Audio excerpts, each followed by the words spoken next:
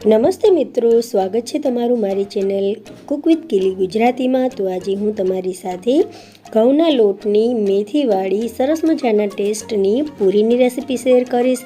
આ પૂરી તમે મહિનો દિવસ સુધી સ્ટોર કરીને રાખી શકો છો, બાળકોને નાસ્તામાં દઈ શકો છો।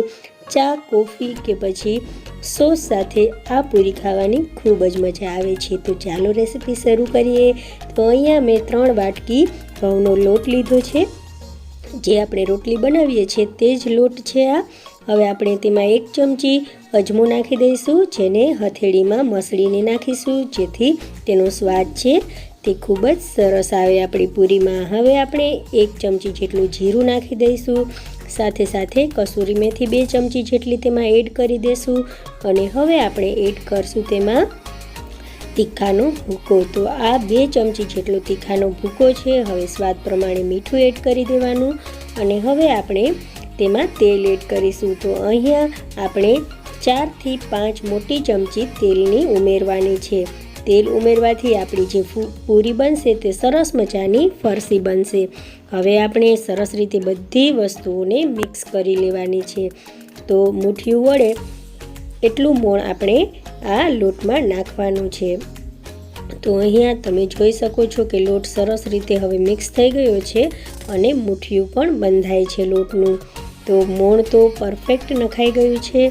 હવે આપણે તેમાં થોડું પાણી નાખી અને લોટ બાંધી લઈશું। તો અહીંયા મેં થોડુંક પાણી નાખ્યું છે। આ રીતે થોડુંક જ પાણી નાખી અને લોટ બાંધી અને તૈયાર કરવાનો છે। બહુ સખત પણ નહીં અને બહુ પોચો પણ નહીં, તેવો મીડિયમ આપણે લોટ બાંધી અને તૈયાર કરશું। તો અહીંયા લોટ બાંધાઈ અને તૈયાર થઈ ગયો છે। તો અહીંયા હું તમને બતાવું છું કે આંગળીની મદદથી કે લોટ કેટલો કઠણ મેં બાંધ્યો છે। તો મીડિયમ લોટ બાંધી અને તૈયાર કર્યો છે। તો અહીંયા એક પ્લેટને લોટ ઉપર ઢાંકી અને આપણે 10 મિનિટ માટે રેસ્ટ આપીશું। 10 મિનિટ બાદ આપણો લોટ સરસ રીતે સેટ થઈ ગયો છે। હવે ફરીથી તેને થોડીવાર માટે મસળી લઈશું। તો આ રીતે લોટનો થોડોક પોર્શન લઈ અને આપણે એક મોટું ગોયણું બનાવી લેવાનું છે।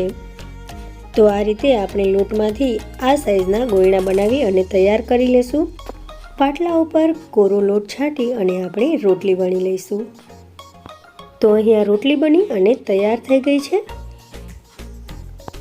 હવે રોટલી ઉપર તેલ લગાવી અને આપણે તેલને સરસ રીતે રોટલીમાં સ્પ્રેડ કરી દેવાનું છે। હવે થોડોક આપણે તેની ઉપર કોરો લોટ પણ સ્પ્રિંકલ કરી દઈશું આ રીતે, અને તેને પણ હાથની મદદથી બધી જગ્યાએ સ્પ્રેડ કરી દઈશું।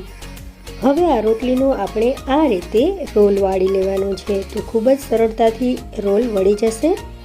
હવે ચાકુની મદદથી આપણે રોલને નાના ટુકડાઓમાં કટ કરી લેવાનો છે। તો આ રીતે હું તેના નાના ટુકડા કરી દઈશ। તો આ રીતે આખા રોલના ટુકડા થઈ અને તૈયાર થઈ ગયા છે। હવે આ બધા ટુકડાઓને આપણે સાઈડ પર રાખી દઈશું। એક ટુકડો લઈ અને આપણે તેની પૂરી વણી લઈશું। તો આ રીતે ઊભો રાખવાનો છે ટુકડો, પછી તેને પ્રેસ કરી અને તેની નાનકડી પૂરી વણી લેવાની છે। તો આ રીતે આપણે બધી જ પૂરી વણવાની છે। તો જેટલો લોટ છે તેના આપણે રોટલી બનાવી, રોલ વાળી, કટ કરી અને આ રીતે બધી જ પૂરી વણી અને આપણે તૈયાર કરી લઈશું। તો અહીંયા મેં આ રીતે બધી પૂરી વણી અને તૈયાર કરી લીધી છે। એક સાથે બધી પૂરી અહીંયા વણાઈ ગઈ છે। 10 થી 15 મિનિટનો સમય લાગ્યો છે આ પૂરીઓ વણવા માટે। તેલને આપણે મીડિયમ ગરમ કરવાનું છે, જેથી પૂરી છે તે એકદમ બળે નહીં અને અંદર સુધી સરસ મજાની શેકાઈ જાય, તળાઈ જાય। તો અહીંયા પૂરી મેં જેટલી સમાશે તેટલી પૂરી તેલમાં નાખી દીધી છે।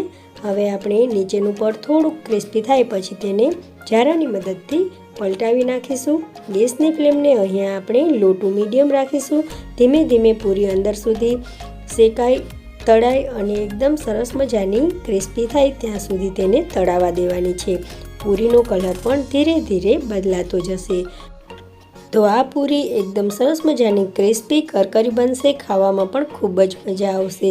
તમે ચા સાથે, કોફી સાથે પણ ખાઈ શકો છો। આ પૂરીને હું તોડીને બતાવું છું કે કેટલી ક્રિસ્પી કરકરી થઈ છે। નાસ્તામાં બાળકોને ભરીને દઈ શકો છો। સાથે સાથે જો બહાર ગામ જતા હોય તો પણ આ પૂરીને તમે સ્ટોર કરી અને 1 મહિના સુધી રાખી શકો છો। તો આ રીતે બધી પૂરીઓ વણી અને આપણે તળી લેવાની છે। તો મિત્રો, જો તમને મારી આ ઘઉંના લોટની પૂરીની રેસીપી ગમી હોય તો તમે મારા વિડીયોને લાઇક, શેર અને સબસ્ક્રાઈબ કરજો। સાથે સાથે બેલ આઇકોનને પ્રેસ કરજો જેથી મારા નવા વિડીયો તમને સૌથી પહેલાં મળતા રહે। Thank you for watching. મળીએ નવી રેસીપી સાથે, ત્યાં સુધી બાય, ટેક કેર, જય હિન્દ।